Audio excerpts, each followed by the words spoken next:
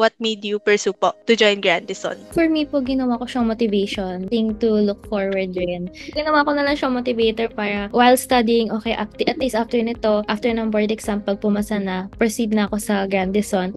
And then, paunti-unti na po yung parang nakikita ko na, okay, at least may nabivisualize na ako na steps sa life ko, kahit pa paano po. What initiative naman made you decide to join Grandison? Siguro, it talks about the offer of Grandison. Na-mention ko nga rin po sa past interview na Mm-hmm. dream ko rin naman po kasi talaga mag-abroad. So, nung nag-pop up yung offer na nag-message po kayo about Grandison and ever since yung orientation po, parang sabi ko na maganda yung offer. Na-realize ko na parang baka ito sign na since I wanted din naman na mag-abroad po na ituloy ko na lang kasi ang ganda din naman talaga ng offer na win-win situation naman talaga siya. So, yun yung talaga yung nag-motivate sa akin para ituloy yung process. Ito naman, no, in a serious note naman, what would you recommend din naman sa offer ni Grandison? Wala naman po kayong, for me, no improvements. Sobrang ma-follow up niyo po kahit minsan late na rin po ako mag-reply.